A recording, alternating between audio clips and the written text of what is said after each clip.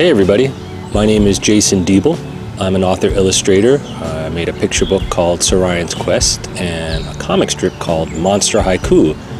And today I want to share this video that I made with you. I made it with the help of some of your local librarians because we want to inspire you and equip you with the tools that you're going to need to make a comic strip of your very own. Now, before you make a comic strip of your very own, there's a couple big things you need to think about. First of all, you need to think about your cast, the people you want in your comic. Secondly, you need to think about the format of your comic. Next, you have to think about the rules of your comic. And lastly, you have to think about the schedule for your comic. Now, I'll walk you through each of those four big ideas, and then hopefully by the end of this video, I'll have you feeling like you're ready to make a comic of your very own. So let's get started. First up, let's talk about your cast.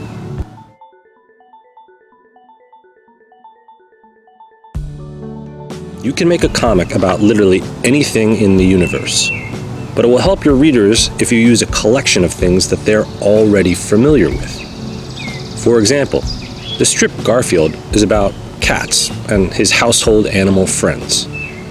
Readers would get really confused if Garfield spent some time talking to a polar bear because people don't normally see polar bears interacting with house pets. The cast of Peanuts is a group of children and a few animal friends. It would be confusing if suddenly a magical talking tuba showed up and started hanging out with the gang. When I made my comic Monster Haiku, I used a cast of monsters. Each of these monsters was inspired by the monsters from the Universal Studios Monster Collection. You know, Frankenstein, Werewolf, the Mummy. They had their evil fish monster, and I had mine. They had their vampire, and I had mine. When you're going to start out, think about a collection that readers already know about. Chess pieces is a good example. You could make a comic all about chess pieces. You could make a comic about food, like a potato, or broccoli, or a radish. Donuts would be fun, but we'll talk about that in a minute. Before we get to the donuts, let's talk about the format of your comic strip.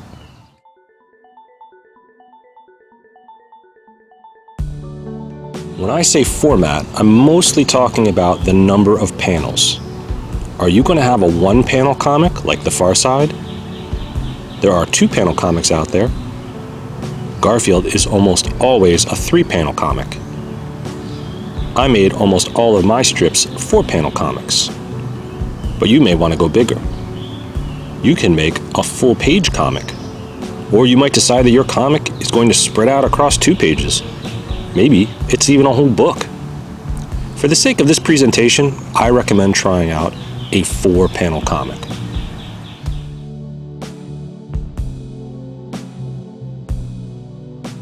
Once you've got a group of characters, maybe some donuts, and a format, it's time to start thinking about your rules. Every comic has rules. For example, in Calvin and Hobbes, Hobbes the tiger always appears as a toy when other people are around besides Calvin. As soon as those other people are out of the picture, Hobbes appears as a big talking tiger. This is a rule for Calvin and Hobbes. In Garfield, Odie the dog never speaks. Garfield expresses himself with thought bubbles. John uses speech bubbles, but Odie never says any words. This is just a rule that the creator Jim Davis made up for himself. In my comic, Monster Haiku, I only let my characters speak in haikus.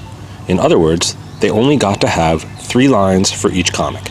The first line had 5 syllables, the second line had 7 syllables, the third line had 5 syllables. That was a rule I made up, and I followed it in every single comic I drew after that. It's hard to come up with rules. They just sort of develop over time. But it helps if you start thinking about them in the very beginning. So now that we've talked about cast, format, and rules, let's talk about the schedule of your comic.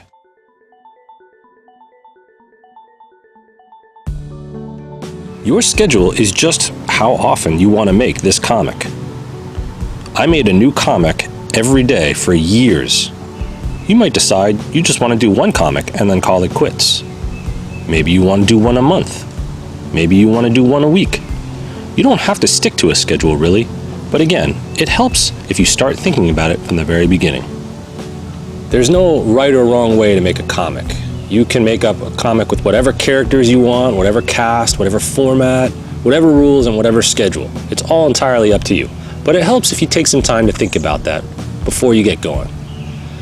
So, let's put it all together and try to make a little comic of our own.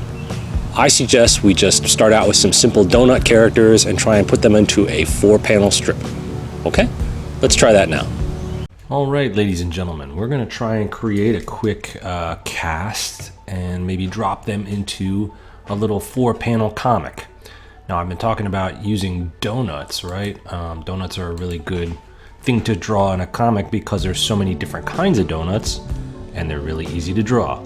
So let's get started. I'm just going to draw out 4 boxes.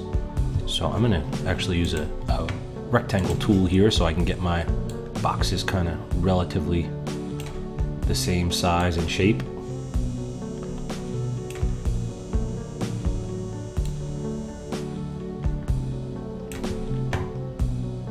There we go. Now these aren't perfect, but that's okay. We now have 4 panels. So let's go ahead and drop in some characters here. So we need to make a donut. A donut is basically just a circle, so you can kind of make like a close-up on my donut right here. There you go. And I don't know, what should we have this donut doing? Maybe this donut's sad.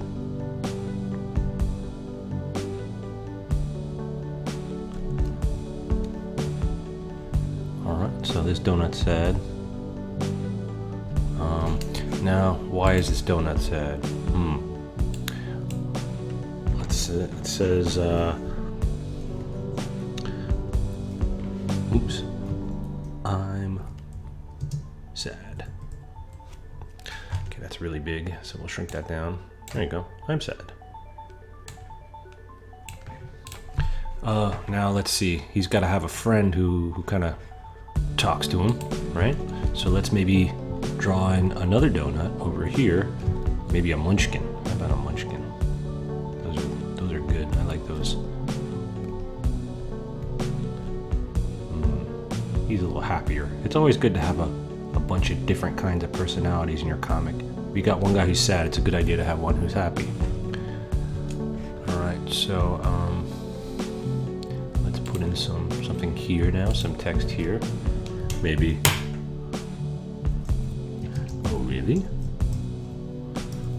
Why are you sad? Okay, we'll shrink that down.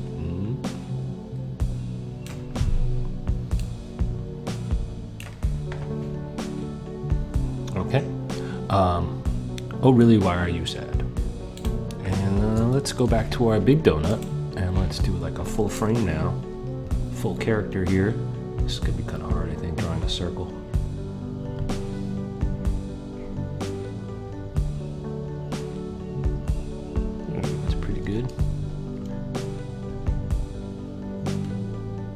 There, there's my donut. And over here is his little munchkin friend.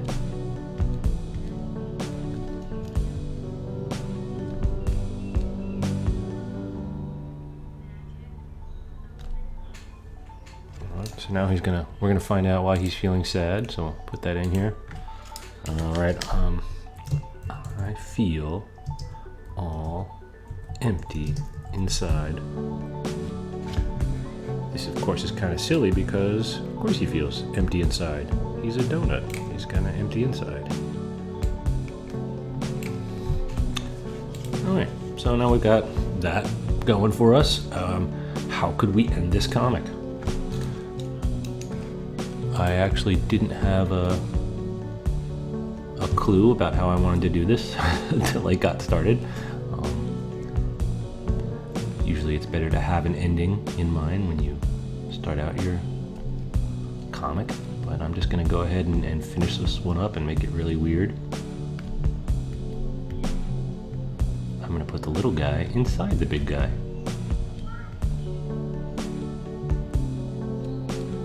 Alright, so he jumped inside him, and he's gonna say,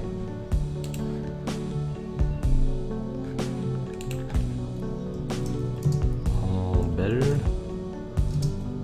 now.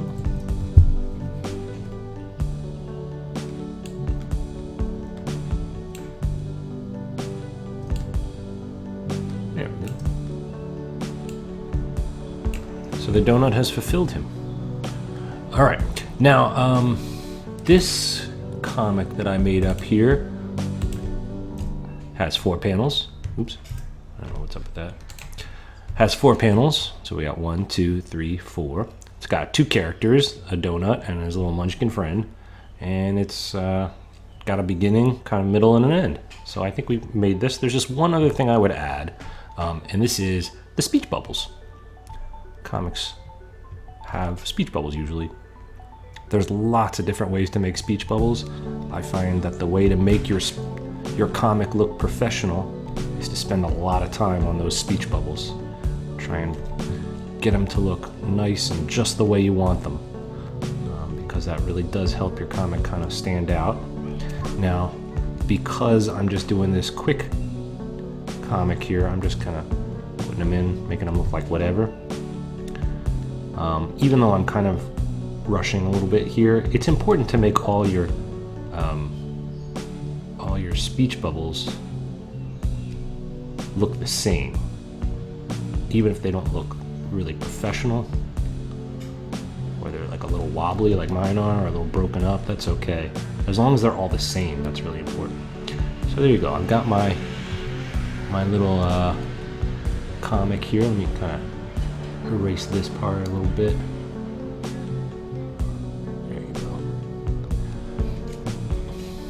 Now, there's lots you can do with a comic like this. You could actually go back and color in these characters. I mean, these are super simple characters. It would help your reader understand if this guy was maybe like one of those dark, what are they, devil's food munchkins? Oh, I love those. And maybe this guy was like a light glazed donut. That way, when you fill him in, you would see that nice dark center there. Actually, I think I also want to give this guy kind of a weird, like, weird face.